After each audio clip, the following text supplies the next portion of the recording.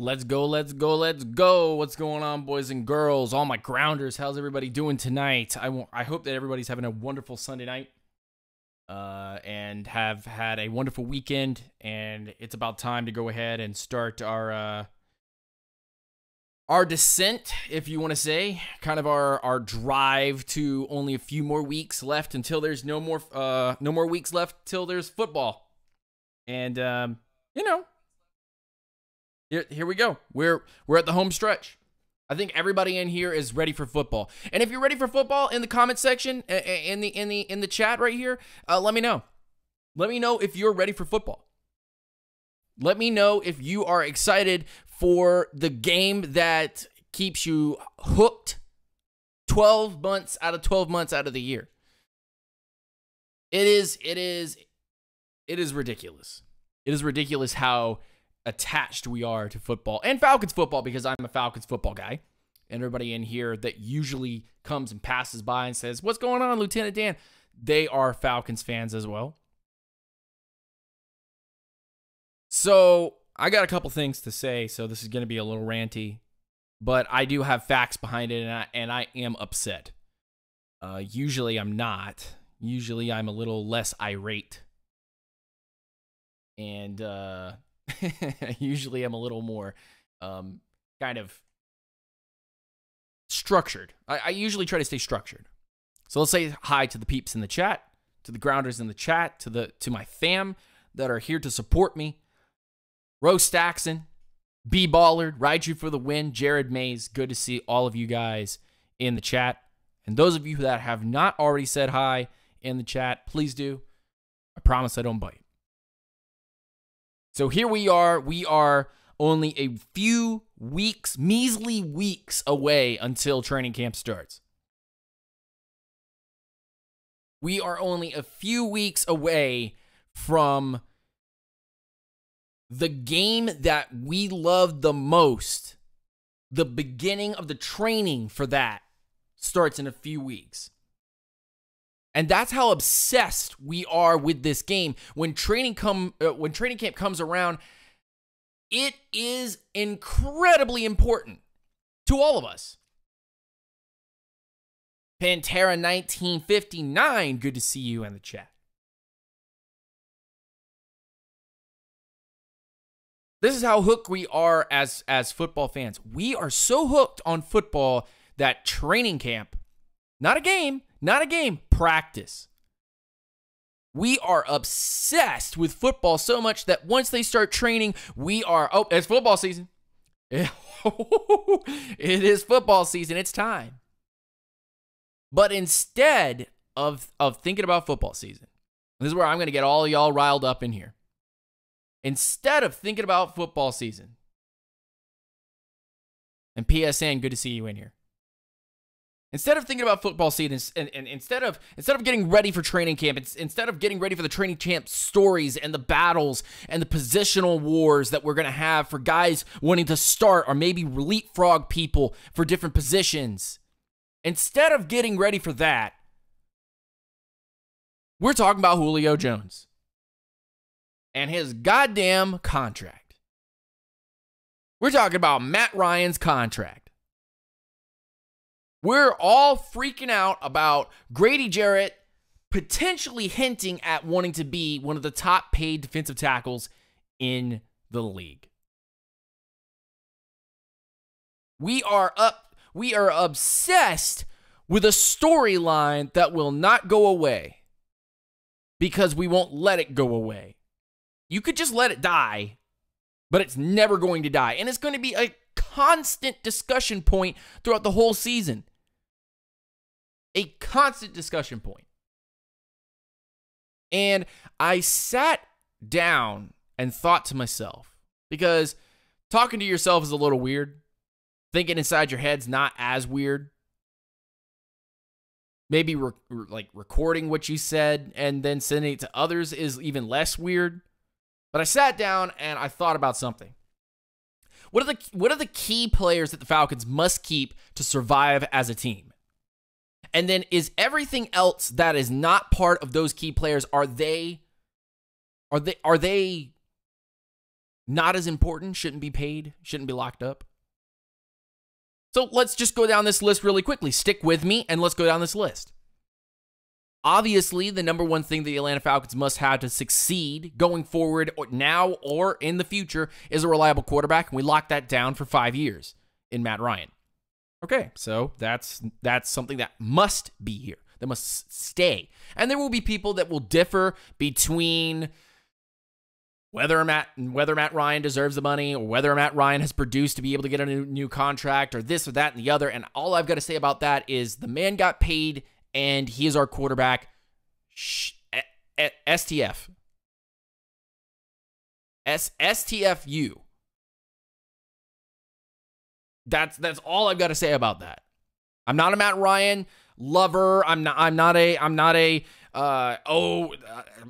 We can't do it with a rookie quarterback guy. I'm saying higher percentages mean that if you have a reliable quarterback, you will not have to restart from scratch and wait several years for a guy to be able to take you to a Super Bowl.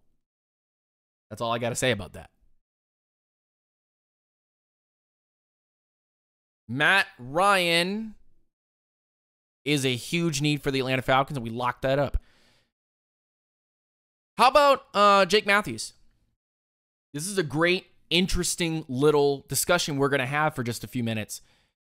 Is Jake Matthews incredibly important to this team for its success? And there will be people that will argue on both sides of the aisle. If you want to say those who don't want to pay massive contracts to players and those who will want to keep talent for the sake of keeping talent, I stand there in the middle of the aisle and I go, Jake Matthews is underperformed. And that left tackles are important, but they're just as important as right tackles. And by setting a bad example to other players by paying a wide receiver mega money when he has 3 years left on his deal, you'll set a bad example for everyone and spoil the pot. So let's just put it down to importance. How important is quarterback? Very important. How important is left tackle? Extremely important. How important is center? Very important. The guards are a little less important, but that doesn't mean that you skimp by on the worst. You go find statistically some of the best. That's what the Falcons have done. You lock down quality right tackles because those quality right tackles are going to stop these quality defensive ends that the league has been churning out against right tackles over the last couple of years. Got to have a quality right tackle. When you find one, lock them down. That's what we did. But is wide receiver really that important? Christopher Perkins, good to see you in here. Is wide receiver really that important? And while having a stud at wide receiver, whether that be in the X or at the Y or at the Z, slot, if you want to call it, wherever that wide receiver of importance, that great talent is, paying any one of the positions that I previously stated versus a wide receiver is a no-brainer, right? You would pay any of your top talent on the offensive line versus going to pay a wide receiver that has 3 years left on his contract. Here, hold on, wait, I'm not done. Give me one more second. I got a few more points to prove before we get truly back onto Julio Jones. Am I going to pay my star middle linebacker who has absolutely burst onto the scene, or am I going to pay a man who has 3 years left on his contract? I'm going to pay my star linebacker? Am I going to pay my upstart strong safety who has a lot of potential to grow? Or a guy that's going to be over 30 in a few years? I'm going to pay my strong safety, of course. That's a no-brainer. Am I going to pay my top defensive tackle, who is obviously wanted by most other teams around the league? And I heard some stupid Falcons fan say yesterday that teams don't want him like that.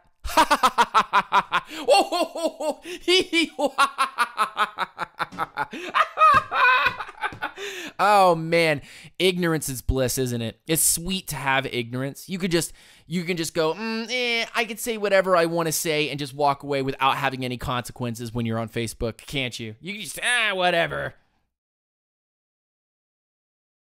Teams don't want Grady Jarrett that way. Teams don't want to pay Grady Jarrett for his services. Tripping. Really? That's one of the things that has absolutely sent me bonkers is Falcons fans making comments like that about players that we have yet to pay. Their contracts are coming up. They're obviously staples to the team. But then being hypocrites and turning around and saying that Julio Jones deserves money. Really? I'm paying Grady Jarrett. I'm paying Deion Jones. I'm paying Keanu Neal. I dare to say I'll pay Vic Beasley. And Jake Matthews and Alex Mack and Matt Ryan.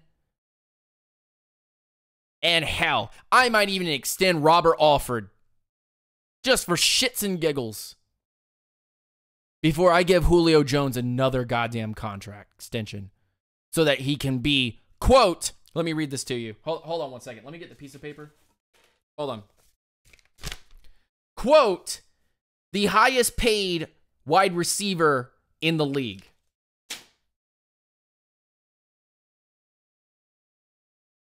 Okay, look.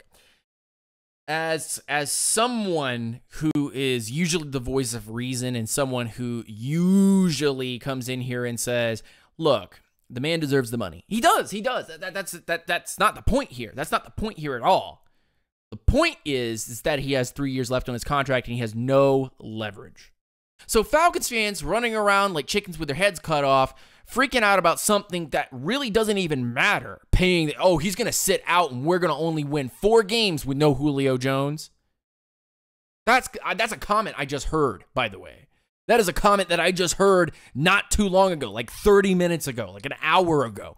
I heard this comment. We will lose 12 games without Julio Jones because Matt Ryan's that bad. Without Julio Jones, Matt Ryan has no targets.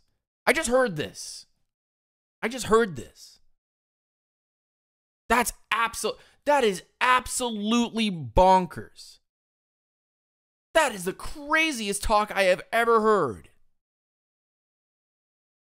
What? Excuse me? We're going to lose 12 games because we don't have Julio Jones? But then turn around and say that you're not going to pay Grady Jarrett. Give the money to Julio, but don't pay Grady Jarrett. Don't pay Deion Jones. Don't pay Vic Beasley. Don't pay Keanu Neal. Ship out Tevin Coleman because we can't keep them all, but we can keep Julio.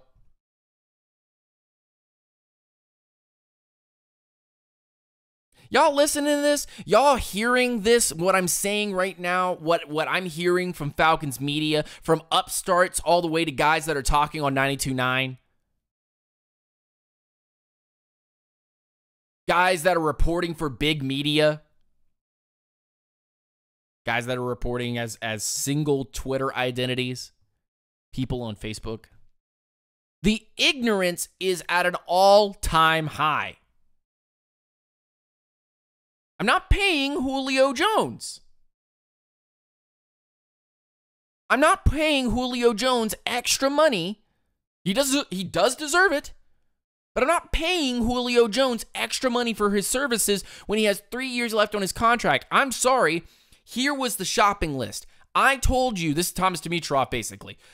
I gave you a shopping list. This is how we were going to spend our money. Do not go to the dairy section and I tell you to get eggs at this price and milk at this price, and you turn around and buy a bunch of Chobani yogurts, okay? I don't care if they're 10 for 10 at Publix. You're spending outside of my budget. And I set the budget to be a certain way. I'm sorry that the Browns, the Chiefs, the Giants, the Steelers overpaid for their big wide receiver, their top wide receiver. I'm sorry that they overpaid. They had the money to do that. But that does not dictate the market. None of that dictates the market. That is called inflation. And you must be careful because inflation is a bubble that pops. Especially when a lot of really bad wide receivers come out of the draft and don't work out in the NFL. And then, boom. Oh, wide receiver contracts go all the way down. And all the old ones die out or retire from the league. We're talking about Falcons fans right now who would rather pay Julio Jones extra money and not worry about Grady Jarrett and Jake Matthews and Tevin Coleman and all of that. We're not even, and these fans are not even worried about what's going on in camp, which, by the way, is it coming up in like 2 weeks? A week? 2 weeks? These people are more worried about Julio Jones' contract, and they're wound up. Their panties are as tight as they can, and their bra straps are as tight as they are. To talk about Julio Jones' contract, Matt Ryan's contract, versus look at the position battles that are about to happen. Look at the work that these guys are about to put in. Look at the 2018 season opponents. Look at the storylines going in. There's not a lot of them, but be excited that football's about to start. Don't linger on something that is obviously outside of your hands. And your 2 cents, by the way, does not matter unless it's going towards the Bills. Are you paying Julio Jones? Your 2 cents going to pay Julio Jones extra? No? Then shut up and sit down and watch Falcons football. That's what annoys me, man. That's what annoys me. That's what gets on my nerves. Well, I think Julio Jones, we should trade him next year. We should give him some money, some extra money this year to make him happy, and then trade his ass next year. Do you even see the cap situation? Do you know what's going on? Do you understand what the Falcons have to do, what hoops they have to jump through? Did you even look to see what his cap number would be if you extended him this year, took money and made incentives for this year to make extra money, and lessened his contract hit for his cap hit for next year and the year after? And did you even see what that amount would come out of dead cap and cap savings if we were to trade or cut him next year? No? You're just saying shit to say shit? Then sit down and shut up. Because, to be honest, Falcons fans have been as fickle as, and man, they have been so fickle. But they have been more fickle about Matt Ryan and Julio Jones than any other player on this team. Oh, wait a minute, there was one more, Roddy White. Wow, it always turns out to be quarterbacks and wide receivers, doesn't it? Michael Vick, Matt Ryan, Julio Jones, and Roddy White. This is the only conversations that constantly come out of people's mouths. The only things that these Falcons fans want to talk about: Matt Ryan, Michael Vick, Julio Jones, Roddy White. What about the person that put his nose to the grind in John Abraham? What about Grady Jarrett? 4th, 5th round draft pick by Dan Quinn and company. And you want to pay Julio Jones more money. You want to extend his contract on 3 years. He has no leverage. Report to camp or lose money. That's just basically what it is. I'm not saying that Julio doesn't deserve the money, and I'm not saying that the market is inflated by bad teams paying wide receivers that obviously aren't clear talents above Julio Jones. Not saying that. Not implying that. But I am going to say that the way this is all going around in a circle,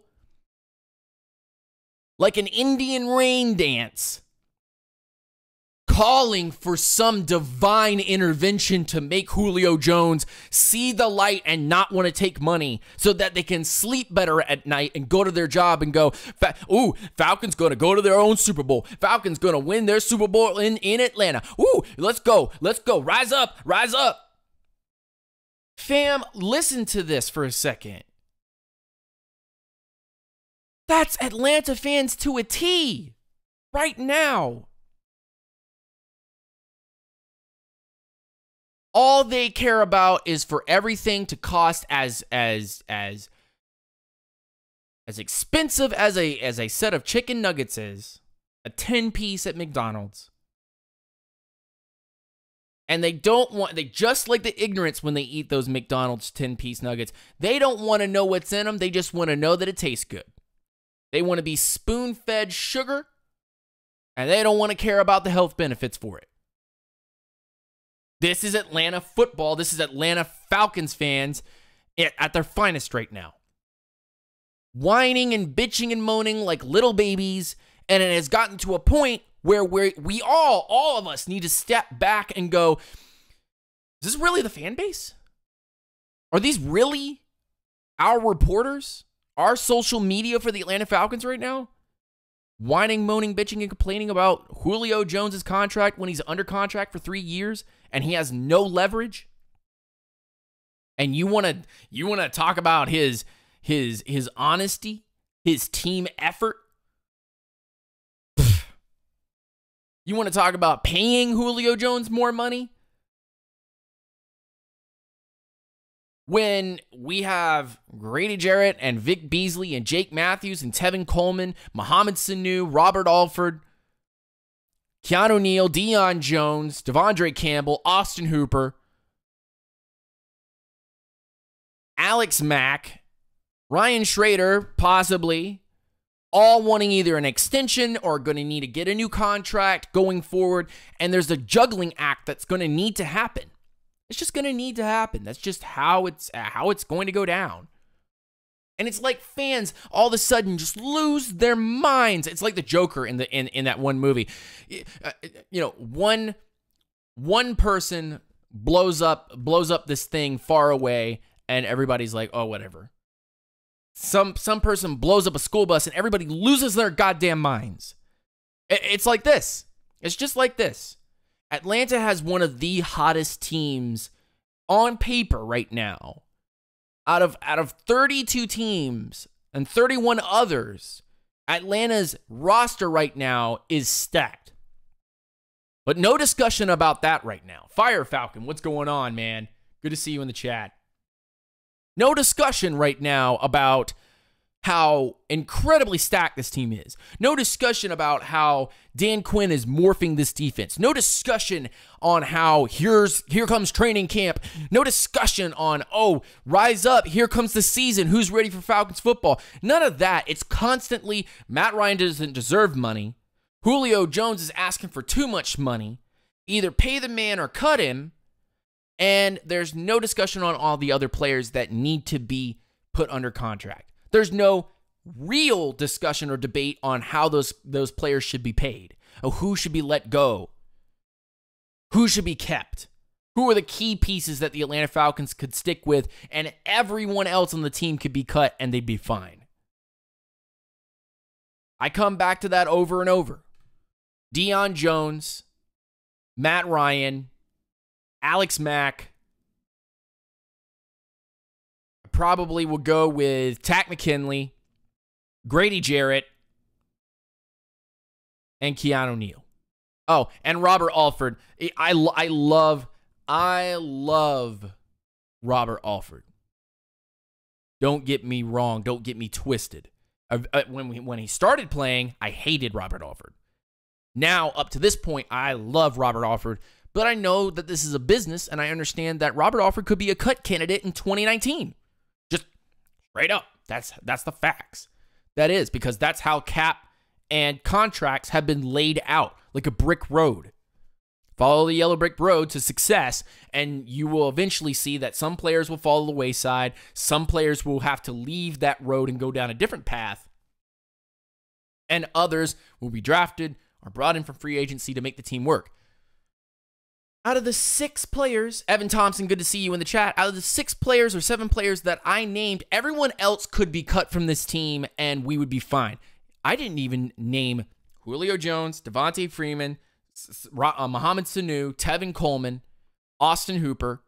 All of those guys could be gone next year, and the Falcons would probably still field an amazing team as long as they kept the 7 or 8 guys, 6 or 7 guys that I just named. As long as they had those particular players, the Falcons could re-up in a draft, probably pick out some really quality free agents, and still be an above-average team looking for a playoff hunt. That's how good the Falcons are at acquiring particular talent and putting down contracts and evaluating that talent and raising that talent's level up over years. Development from Dan Quinn has been at an all-time high, and I cannot continue to stress that here on this show or on Twitter or everywhere else where I'm told, you don't know what you're talking about, and then I come on here and I go, duh, I do know what I'm talking about, and y'all are just trying to be in the spotlight bit. I don't care about being in the spotlight or to be correct. I just want to point the facts out. The fact remains, the Atlanta Falcons could operate with about 7 guys on this team from 2018 to 2019, and everyone else get cut. The Falcons get money and go and use it on draft picks and getting quality free agents to replace these other people that they let him go. Julio Jones, Mohamed Sanu, Justin Hardy could all go next year, and the Falcons would probably still be okay. Tevin Coleman and Devontae Freeman could probably both be chucked off this team, off a bus, and the Falcons could go find quality running backs that would still do what the Falcons want to do. Austin Hooper, we don't even have to talk about this or any of the other tight ends on this team. They are really good for what we do, but everywhere else they're probably doo-doo garbage. And that's the Falcons' way in a nutshell. A lot of these defensive players are going to leave the team. The guys that are very fringe, like, I don't know if we're ever going to keep these guys totally. They're going to leave this team, and they're not going to do well on another team because they've been drilled into their system that they play a certain way. When they go learn someone else's system, it's going to take them too long. Brian Smith, good to see you in the chat. And Jason Ty, good to see you in the chat. It is imperative that every single person in here understands that the development that Dan Quinn and Thomas Dimitroff has done with the scouting and the cap number has been all with a purpose, all with plan, all with a path, all with a direction. We're one of maybe about 10 teams in this league right now that have quality direction, development, and cap space. We're using a lot of money, but we're paying the right players at the right times in the right places for the right amount. And people overreacting to these things instead of looking forward to the 2018 season are looking into 2019 and going, these are possible pieces that probably need to be moved, and what will probably go on and look at the 2019 draft class that will be coming up, which, by the way, college football is right around the corner. College football is right around the corner. Nobody talking about that. Everybody in Atlanta, everybody in Georgia, all Falcons fans can really only start off a conversation nowadays. But do you believe that Matt Ryan deserved his contract? And do you believe Julio Jones should get some more money? Jesus Christ, man. I bet that's the first 2 questions that Colin Cowherd would ask you on his show. Both of which I would say, next please, no comment. Because there's nothing to talk about with either one of those two. Matt Ryan got paid his money. He's a good quarterback. He deserves to be here. Julio Jones deserves to have a bigger contract. We don't have the money for that. You have 3 years left on your contract. You have no leverage whatsoever. If you want to lose money and sit out, or you don't want to come to camp stuff because you feel you deserve more than Sammy Watkins, which is the reason why you're mad that Sammy Watkins got a shitload of money for no good reason. If you're going to sit out because of that, then you can go sit out. We can do this with Sanu and Calvin Ridley and Justin Hardy. We can do this without you. You can sit. We can throw the ball to Tevin Coleman, Devontae Freeman. We were going to do that anyway.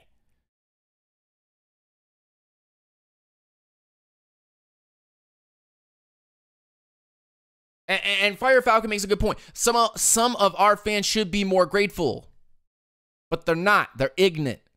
They're so hungry for a championship just so that they can turn around and gloat in the Saints' face.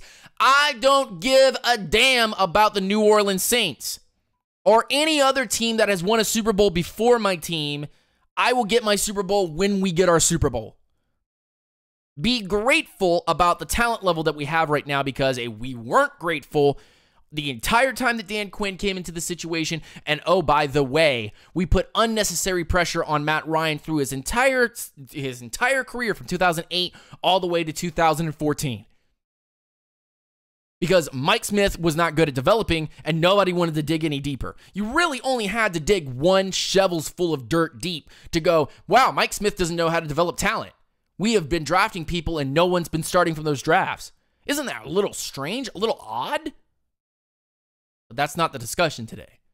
The discussion today is that there's a lot of ignorant, stupid, idiot Falcons fans that just can't get over things that are out of their control. And, by the way, if I had all of you guys and gals that are watching this right now in my room right now, I have a huge comfy couch. I'd sit you on the couch and we'd all discuss this. I would tell you, just like I'm telling you right now, none of our opinions, even my own, really even matter in the grand scale of it all, because the way that Thomas Dimitroff put out his contract was so that when Julio Jones was surpassed in his cap number, in his year-to-year salary by some other wide receiver, the Falcons would be able to survive that and put more money into other positions, because that's called futures thinking. That's called drafting. That's called cap situations, that they can dictate where things go and where things don't, who to keep and who not to keep, paying certain people so that you know you can overlap. That's just called good. That's just called managing your bills properly. You can't manage your bills properly. You know, your lights get turned off, your water gets turned off, your air conditioning, your electricity. If you don't pay your bill on time for your car, they come repo your car. And in the NFL, it's just like that. If you don't pay someone in a particular time period and then have overlapping payments on other players, you're going to have to get rid of a bunch of players all at once. The Falcons won't have to do that in 2019. They have wiggle room. They have room to be able to move guys and trade them and move cap around, restructure deals. And it's not a lot of room, but it's enough room that's breathing room, comfortable breathing room, that allows you to move things around. So, oh, boy. And look. The angsty Falcons fan that I am, and then Lieutenant Dan, the guy that runs this show, are two different people. And the person speaking to you right now is the angsty Falcons fan, with Lieutenant Dan holding that person on the shoulder saying, it's okay, calm. They know not what they do. They don't understand. They don't get what's going on. There's a long-term plan to this. Long-term booking, not short-term. Long-term booking. Long-term story here. Long-term success. Not short-term gains. Don't let gains goblins come in and take all your gains away by doing stupid moves like paying Julio Jones extra money just because he wants some extra money. They'll probably do incentives, or they'll give him a signing bonus to ease up some of the cap later. And then if Julio in his second to last year isn't happy with the 2 years of money that he's going to get, then he will come to his agent. They will make they'll make a riffraff about it. They'll make a Humpty Daisy. People will have to come in and be, okay, all right, I get it. Julio Jones wants more money, and we don't have it, so we're gonna have to move Julio Jones. I talked to I just kicked my trash can. I talked to somebody that was like, what if you guys moved him to an AFC team? And I said, who in the blind hiatus would take Julio Jones at his cap hit, pay him more from the AFC? Hypothetically speaking, who would take this guy? Who in the blue hell would take Julio Jones off the Atlanta Falcons' hands if the Atlanta Falcons were to move Julio Jones? Which, by the way, as a Falcons fan, I can win games without Julio Jones. With or without Julio Jones, that does not change the Falcons' identity at all. Maybe change some of their philosophy, but not their identity. Maybe makes it a little harder to understand how the Falcons are going to move things around, and does not give you a reliable weapon. But if that is the case, so be it. You can move Julio Jones. And as much as, and I'll say this to Brian Smith really quickly, as much as Julio Jones said he's going to retire a Falcon, that's not his decision. That is not your decision to make. The team owns your rights. And if you want to sit down, the team will go, well, you incur penalties. If you want to retire a Falcon, you have to work with the Falcons.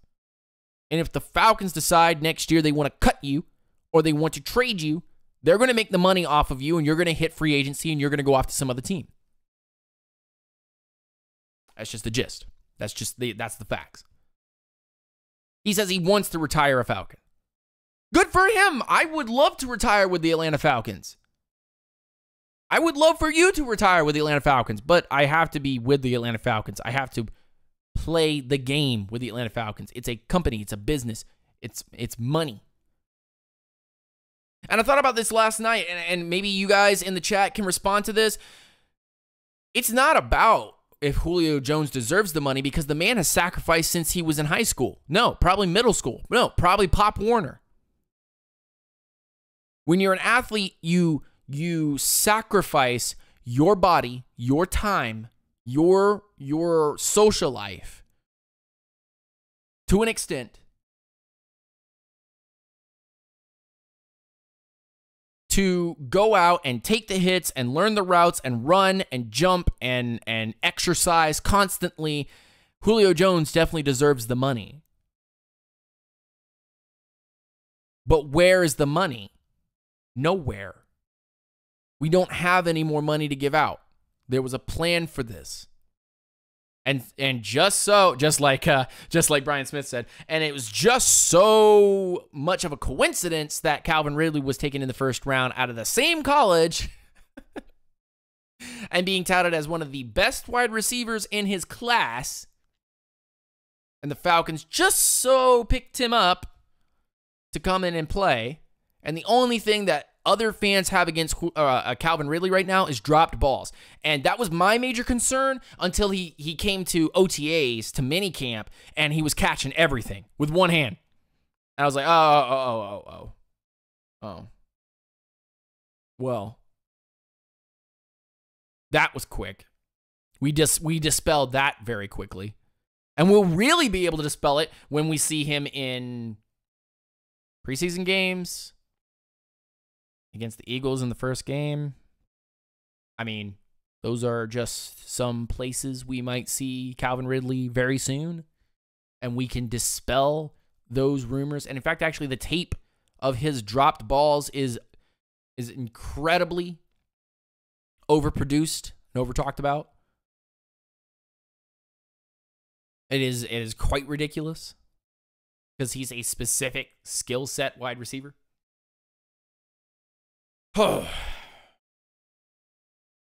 So I'm going to open this up to questions. And you guys are more than welcome to ask any questions you want, or we can have other discussions. But until I see those, I have a couple things that I want to talk about. Tonight is Extreme Rules for WWE. I am probably not going to watch that. Definitely not going to pay for it. Because the WWE is a company that doesn't know how to book, doesn't know how to write stories, doesn't know how to promote belts, doesn't even have very good belts. And that's upsetting.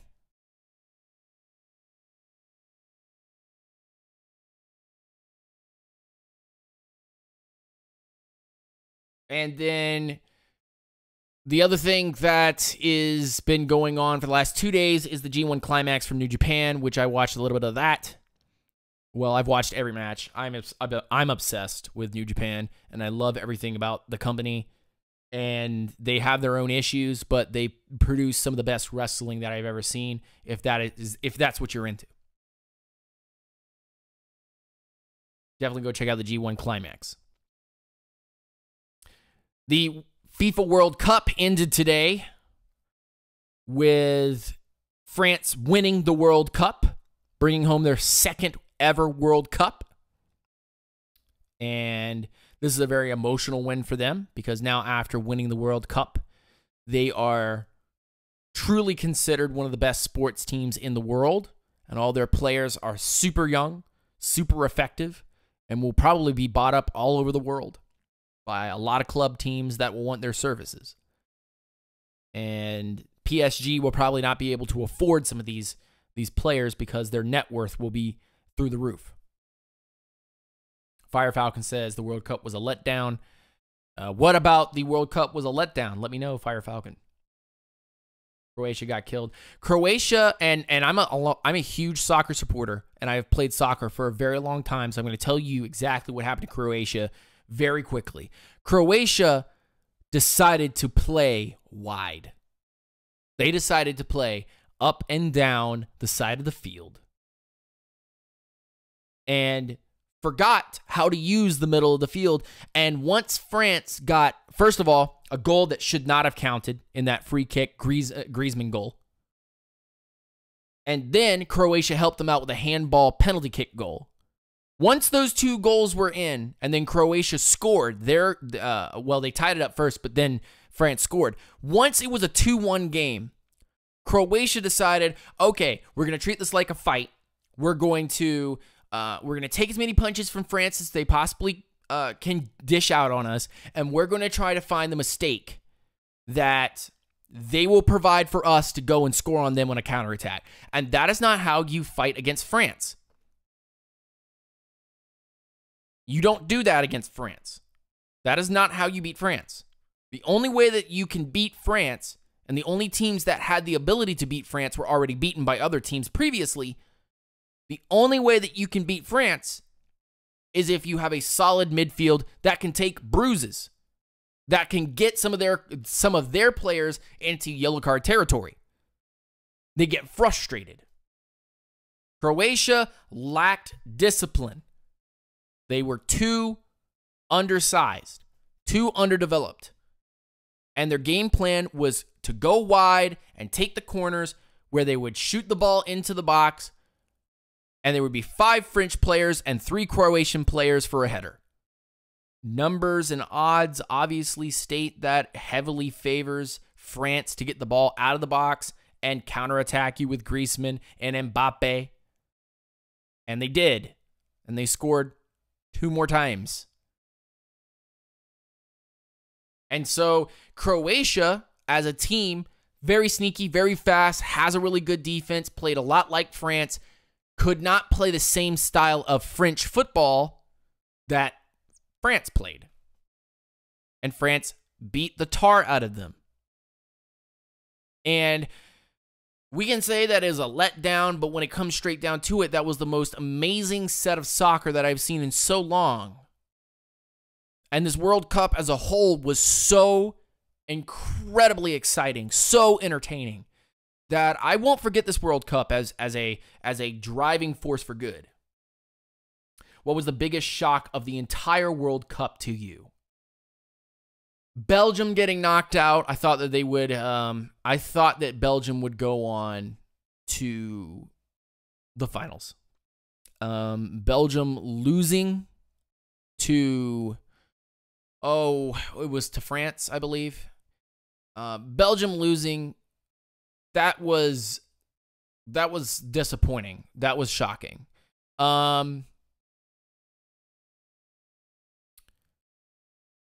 England, I can also say that England was also a huge shocker. I wasn't shocked about Germany getting beat up because once I saw Germany in the first 2 games of the group stage, I was like, they're done, they're cooked, they're finished. That's an old German team with old German players, and they need to start all over. See you in 4 to 8 years. Just like the United States team. 4 to 8 years, you will see the United States back in the World Cup, and will they win a World Cup? I have no idea because the soccer gods are what you have to pray to. And 90% of the time, I am praying to football gods just to make sure that the Falcons make it. Coincidentally, for some reason, after France wins the World Cup, well, actually slightly before France wins the World Cup, Orlando City Soccer here in Orlando, an MLS team, they win their first game in 9 consecutive losses. They finally win a game at home against a team that had just won the MLS Cup. So that is something, I think. There is talk about Melo to the Hawks. And if you are a Hawks fan right now, you are screaming, no, no, no, no. Please do not come to the Hawks. Please, Melo, do not come to the Hawks. You are just an old, aging man that needs to retire and stop playing basketball. Please, no, no, no. And that is the discussion that's going on in basketball right now, because otherwise in basketball, I'm going to quickly do this LeBron thing. LeBron out in LA is all Magic Johnson's doing, and Magic Johnson is a hell of a GM to hook, line, and sinker, bring in LeBron James. And now over the next, not only this year, but next summer as well, bring in talent probably from the Warriors to join LeBron. The Warriors will begin to collapse because they just can't keep all the players. Meanwhile, LeBron and the Lakers will be seeing the Warriors in the playoffs 2 years consecutive. Maybe even with Warriors players. Now, I'm not a big basketball guy, but I'll tell you this much. It's exciting to watch the playoffs in basketball. It was not exciting this last year. It was exciting the year before and the year before that. Watching the Warriors create their dynasty was one of the most exciting, thrilling, fun things to see in basketball in such a long time, and then people got bored of it because they hate winners. People hate winners. People hate winners. They hate the Patriots because they're winners. They hated the San Antonio Spurs and thought they were boring because they were winners. And now they hate the Golden State Warriors because they're the evil empire. They bring everybody in, which is absolute bull honky. You don't know how to play the system, apparently. Which, I'm not a Warriors fan, but I root for the Warriors. And I've got to say, they are a lot of fun to see them work. Their game plan works to a T, not every time, but most of the time. What they have done in Oakland, in Golden State, has been something that every other team is going to try to copy and will never even get close, because you had to perfectly draft, bring in the right free agents, and look for guys that are going to be golden gems, and then bring in guys that want to win rings.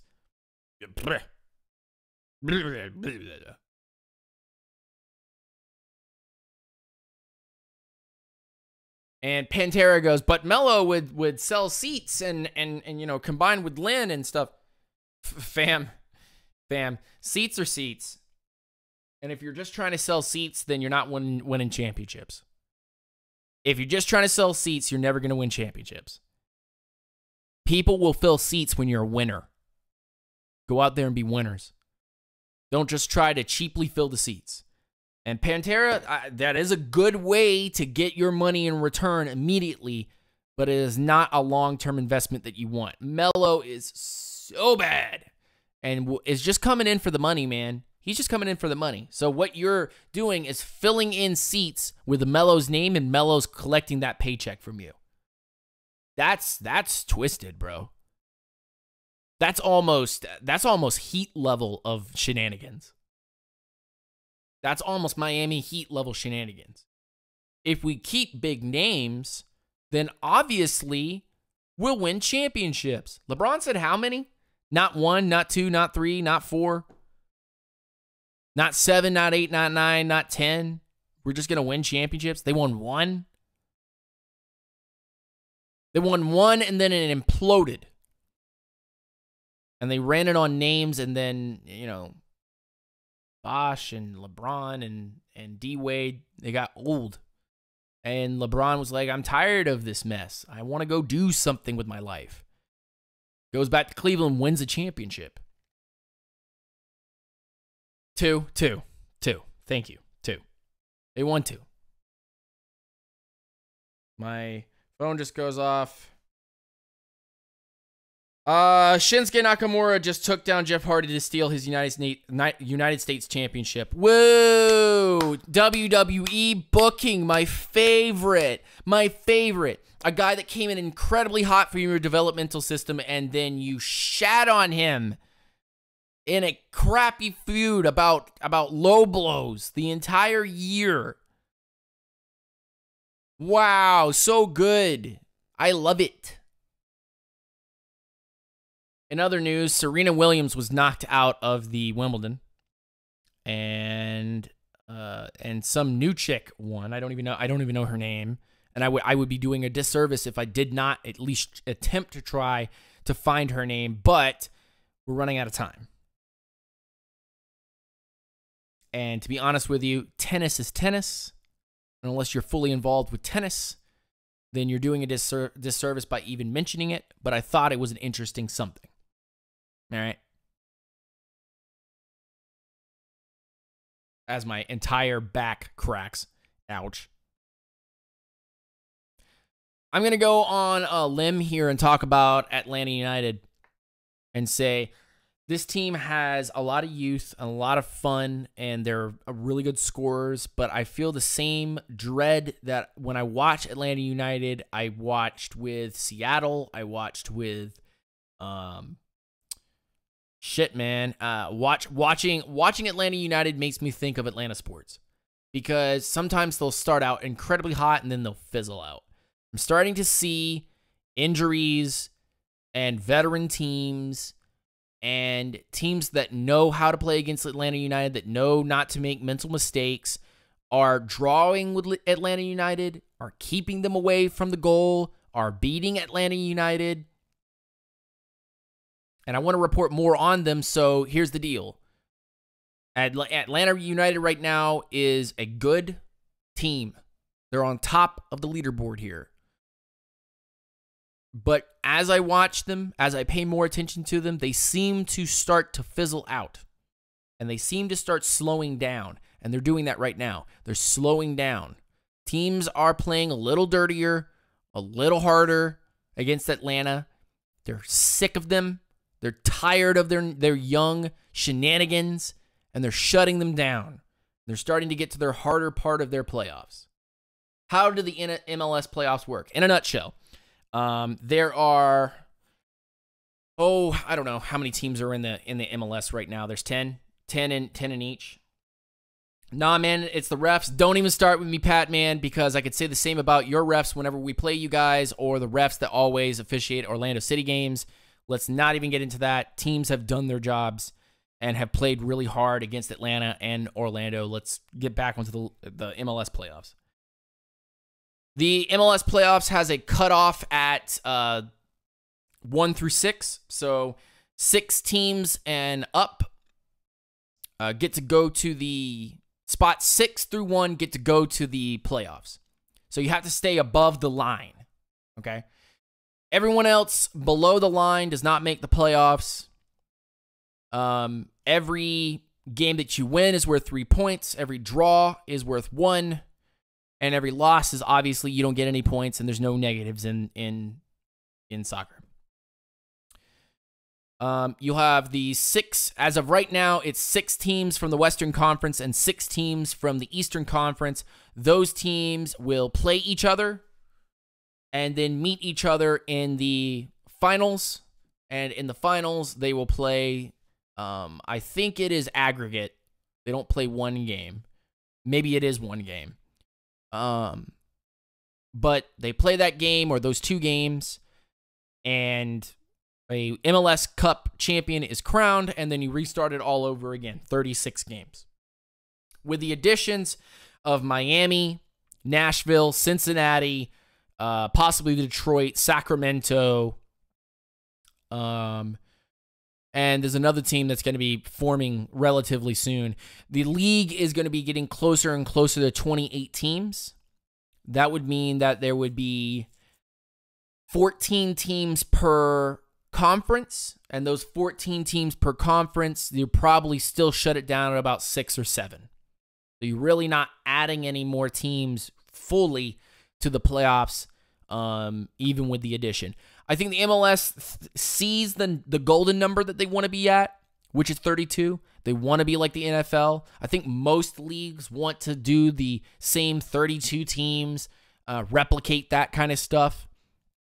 It's hard to, because you have to have a hell of a fan base, a hell of a game to catch people's eye. Soccer has grown in the United States. As much as people want to deny it, soccer has grown exponentially. When cities like Nashville and Cincinnati are getting an opportunity to have a team join the MLS and making it that much money to be able to cover those expenses to join, millions upon millions, by the way, then you know that soccer has taken over, and there's a spark, a flame, some type of campfire somewhere that is MLS soccer for the youth and for the older people. You look at Atlanta, people were wondering, what the hell is soccer?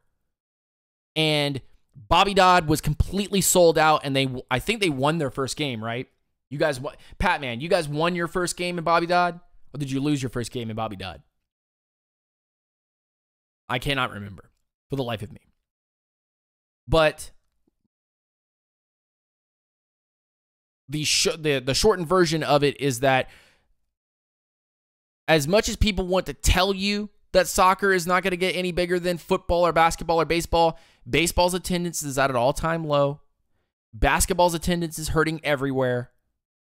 Their players are making people turned off from the game because super teams are a constant thing.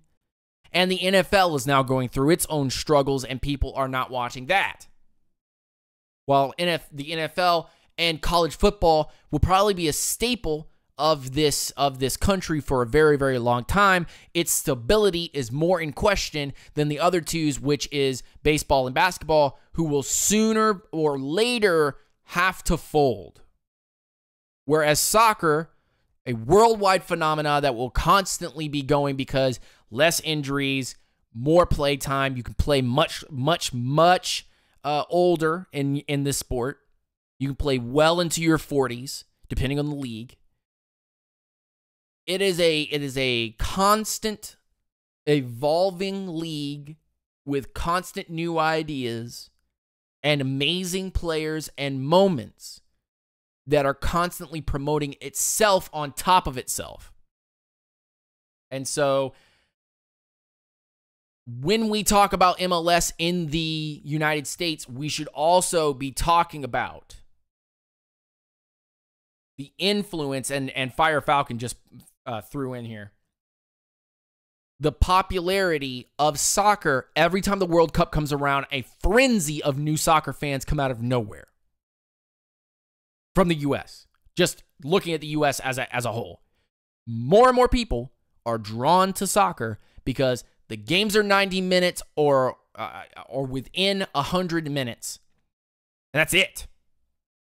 You got about an hour, hour and a half, maybe, at most.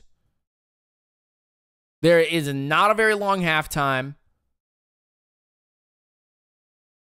The games constantly happen. There's 36 of them. And in other leagues, it's more. And in other leagues, there's promotion and relegation, whereas MLS is not a promotion relegation, and they will most likely figure a way out to make that a thing. But promotion and relegation in other leagues, for those of you that don't know, is that top teams stay at the top, and the 4 worst teams in the conference drop down to the next league underneath. And the 4 top teams from the league underneath jump up into the top league and get a chance at winning gold. A chance to try to float on the very high seas that is the top league and continue on and potentially win a championship. That is EPL, that is Bundesliga, that is everywhere. And the only place that does not do that is in the United States, just because they have not established a large enough set of teams to be able to have that structure. So, soccer has continued to grow. And I hate when people try to come up to me and tell me that soccer is not something that the United States is ever going to have as one of its most popular things. It is one of the most popular things in the United States. When Nashville, the city of Nashville and the city of Cincinnati are selling out 20 to 25,000 seats per match, there's something going on. Now, is that as big as a football stadium with 70,000? No. But when your soccer stadium only holds about 30,000 and you're selling 25 to 30,000 seats per game, depending on the team in the MLS, there's something magical happening. You know, there's some structure. There's something growing. And it's not a weed that's just going to be sprayed down by NFL fans or NBA fans or MLB fans to make it go away so that it won't feel like a threat. MLB fans, your baseball is on notice. Your attendance is down. Your games are boring. It is an old man's game. And as much as I love baseball, I don't love it as much as soccer. I definitely don't love it as much as football. And hell, I would watch a basketball game before I watch a baseball game. So it looks like you're on the short list. And basketball, watch yourself, because as much as people want to watch your game, your structure in the NBA is garbage, because players still make super teams and you have the same teams constantly playing for a championship. Whereas in the NFL, there's much more diversity. In soccer, there's much more diversity. And I won't even talk about baseball because there's like 120 games or some stupid shit like that where we have to watch people. We have to watch people play like 100 games. Not watching 100 games, especially with 9 innings or more. That's like 3 or 4 hours. I don't have 3 or 4 hours to watch baseball. And you'll like have a game every single day. No. No. I will not watch that. Football, I have 1 game a week. Soccer, I have maybe 2 games a week at max. But those soccer games are 90 minutes. Football games are trying to be under 3 hours. Trying. If you would get rid of the commercials, maybe you might actually be under 2 hours. No way.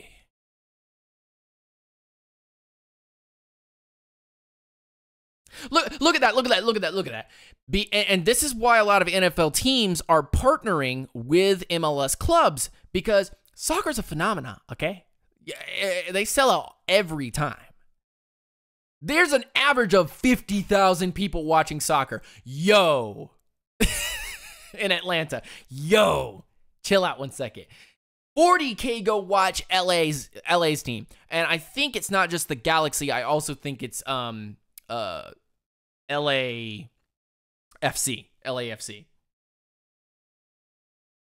And I know that we almost sell out here in Orlando almost every week.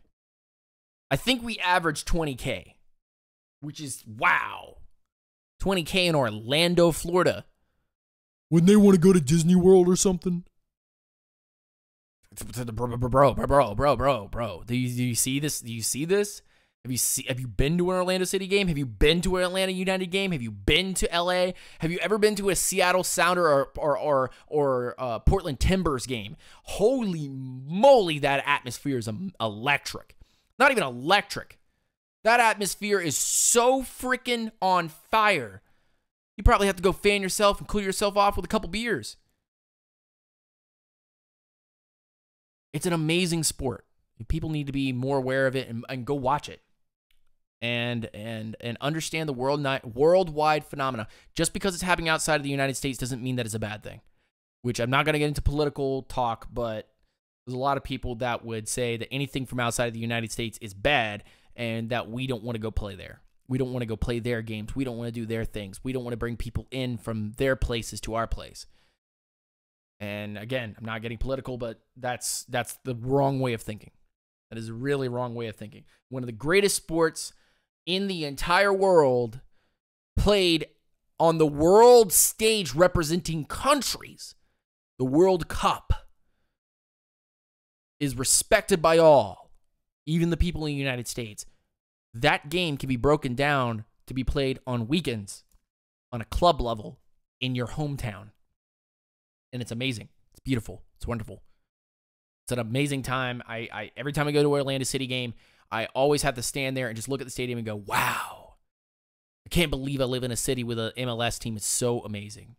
Real grass, beautiful weather conditions, whether it's raining or ridiculously hot, it adds an atmosphere. And the smoke and the chanting and just how amazing it is. Seeing those fans watch parties in other countries during the World Cup are amazing. I think that, and I think we'll kind of end here because I have a few more announcements. I think that watching soccer and watching other people watch soccer is fun. It's so interesting. It's like people watching. If you have any infatuation with watching other people do their daily things, people watching, then you will love watching other people watch soccer because the emotions that will come through people, especially when they're invested in that team, is electric. Especially if there's a lot of people that are invested in going, oh, how'd you miss that kick? And oh, what a great pass. It's a simple game. Kick the ball, put it in the net. That's how simple soccer is. Kick the ball, put it in the net. I want to let everybody in here know that I am waiting for my t-shirts to come in. And that means that we are going to be having merch sales for you guys on a particular website. Once that shirt comes in and if I see if it's quality, I will let you guys have the ability to go and look over the content that I have. I'll have one shirt available. I think it'll be for $18 or $20, something like that. And you'll be more than welcome to peruse that gallery of products or that product and take a look at it. If I deem it's worth quality, that's why I bought one already just to test it out. If I deem that it's worth quality and worth letting you guys purchase, then the store will be open within the next 2 weeks or week or so, and you guys will be able to purchase those shirts. We will be selling multiple different shirts with multiple different designs going forward, but we're going to do one shirt for now and then start building those up and put new shirts on.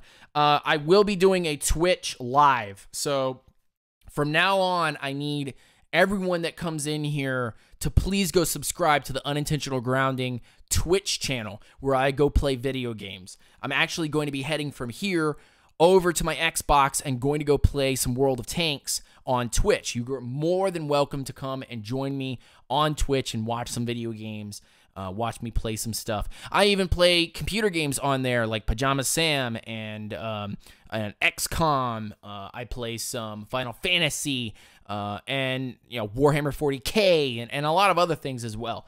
I will be doing more of those and doing more video gaming type of videos where I'll pre-record those and put them on here or do them live.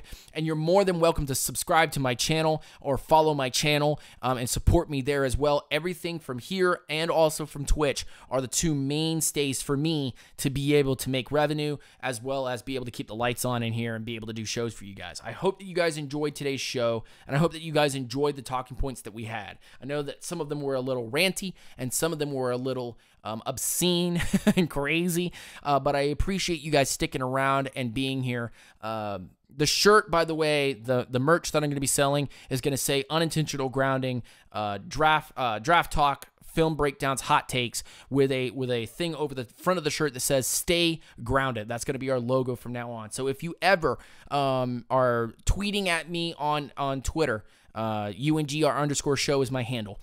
You just put hashtag Stay Grounded. Please, by all means, use that hashtag and let's spread it like wildfire. Stay grounded. Tell your Falcons fans to stay grounded. They'll be like, what is that hashtag? Go see Lieutenant Dan. He'll tell you what it's all about. If you haven't already checked out my Patreon is to help me be able to go from Orlando to places like Atlanta, Tampa, Dallas, and so on and so forth, to go watch Falcons games and be able to live stream those games or show you moments during those games, to give you a vlog of those games, the trips there and back. That is what my Patreon is for. If you ever want to donate to my Patreon, $1 a month, $12 an entire year, you can go do that if you wish. And then you can also go to my Instagram where I just post life stuff, silly things. It's not always Falcon stuff. It's not always discussions. It's just me, either my work schedule or things that I thought that was funny, or memes or GIFs or things like that. You can go check me out there as well. And I would be super, super happy to reply to your messages or anything that you guys have or want to talk about.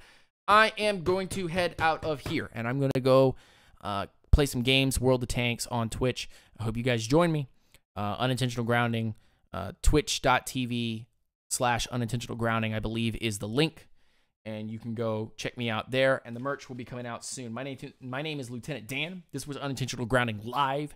Hope you guys had a wonderful night. Stay grounded. You're listening to nothing but the facts and the truth from your boy Lieutenant Dan here on Unintentional Grounding. Peace, hair grease. Have a wonderful night. Rise up. Stay safe.